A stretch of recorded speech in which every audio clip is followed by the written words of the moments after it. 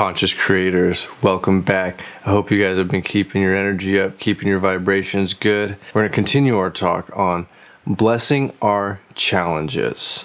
I want you guys to be like the coal under pressure, transforming into a diamond. Let your adversities serve you. Let your challenges make you grow. We're going to be changing our perspective, our perception of things that have happened in the past so that we can better deal with our current challenges as well as our future challenges yet to come. Today we're going to be talking about a very tough challenge that we all face, and that is dealing with the death of a loved one.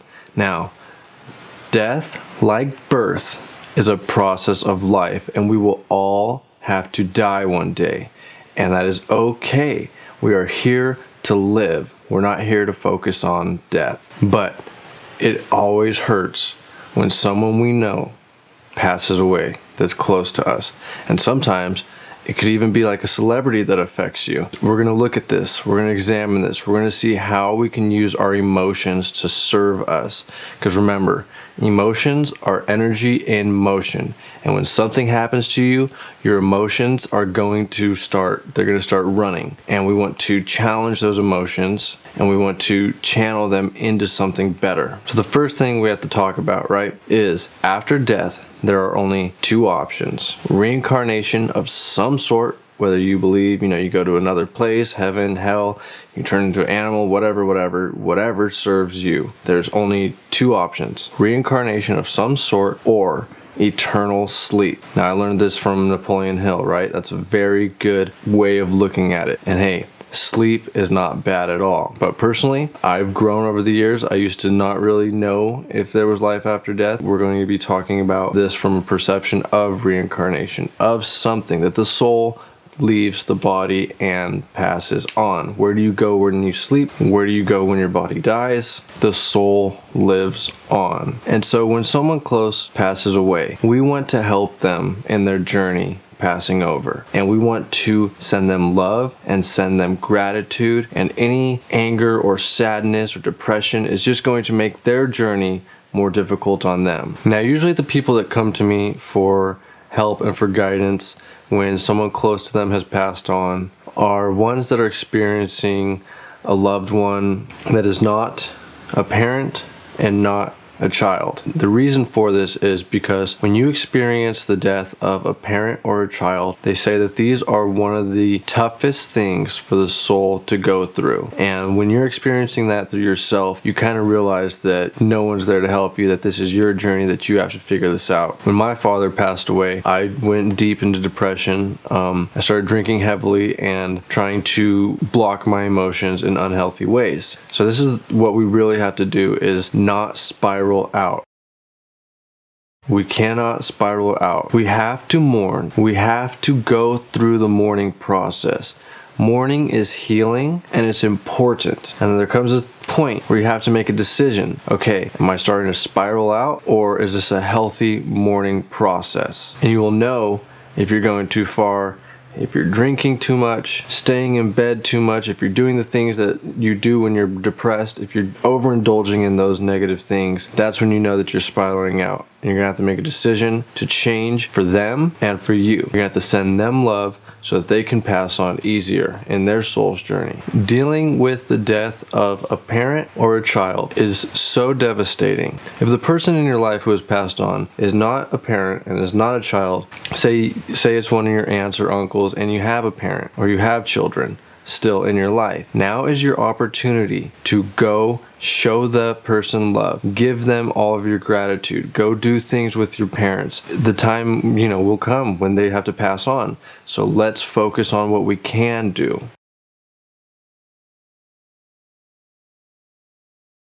Instead of spending time in regret that you didn't get to hang out with this other person, or you didn't get to say this to that person that's passed on, you are blocking your energy that you could be using to live your life and go love the ones that you can now. Or say it's a cousin. If you have siblings, go reconnect with your siblings. Go give them your love. Because all the energy that you're using to be sad and regretful needs to be used in a productive way. You need to flip it. You need to go hang out with someone. Don't spiral out. Don't be by yourself. Don't regret. Now, whether you believe in reincarnation or not, or maybe you don't know, maybe you haven't thought about it enough, maybe you're just like, so many people and religions say so many things. It's just like, I don't believe in any of it. I don't know what you guys are talking about, right? I can understand that. But chances are that we've all felt the presence of a ghost, or thought that we saw a ghost, or, got spooked out. There's some kind of thing where we all kind of experience that usually. What a ghost is someone who is stuck in between realms because they're tied to something in this world. And when we don't let our loved ones go, when we hold on to them after their body has passed away, holding on with sadness and with anger and hate, we don't allow them to transition. And so the best thing we can do is send them love, send them gratitude, live your life to the fullest for them, okay? Don't be sad that they died. Be happy that they live. Be grateful that they were in your life. Now, there's another challenge that some of us face. We don't mourn. We refuse to mourn, and we shut ourselves off. And what we're really doing is just bottling all that energy inside, and that energy is blocked and stuck. Personally, I kind of have a small problem with this, because once you go through the death of a parent, or or a child, or a significant other, say it's like your wife or your husband, that is just as devastating as a parent too. You go through this really dark period, and you kind of decide that no one is worth that much energy. Once they pass on, that's their journey, and it's not your job to be sad and be regretful. But we still have to mourn. We still have to let those emotions go, because they're going to come up. So instead of blocking them and bottling them inside, you have to think about that person. You have to send them love. Think about the good times you guys had together. So you have to let that out. Mourning is a very, very healing process if we allow it to be. So sometimes when people around me pass on, I get like a blockage, and I get like numb, and I have to kind of go and be like, okay, I know that this is affecting me because I feel numb. And I will think about them, and I will do a meditation for them, and I will try and connect with them, and I will let their soul know that I'm okay, and I'm so happy for them. Now you have to remember, they are free. We are the ones left with the pain. So they don't need us to suffer. We need to mourn, and we need to heal. And, I got to be honest with you. I'll probably mourn harder when one of my animals passes away, other than a friend or a distant relative. And the reason for that is because we're bonded by our animals. We share energy with them every day. I'm closer to my rabbits more than a lot of humans, and that might sound weird to some of you guys, and some of you guys might be like, you know what, I totally relate to that. So we have to be okay with mourning. It's okay to mourn over the death of a celebrity, an actor, or a musician. The reason that you feel so conflicted inside is because you shared energy with them. They put out something like a song or an album or whatever that changed your life, and you took their energy and you made it into your life. So now when they pass on, you feel that that person's gone. You feel it. And so it's okay to mourn over celebrities. On social media, some people lash out on other people for grieving over the death of a celebrity, which isn't right. So be easy with yourself and be easy with others. And the number one thing is, don't spiral out. So now I'm going to give you guys 5 tips on dealing and coping with the death of a loved one. Number 1 is get some good food and get some good rest.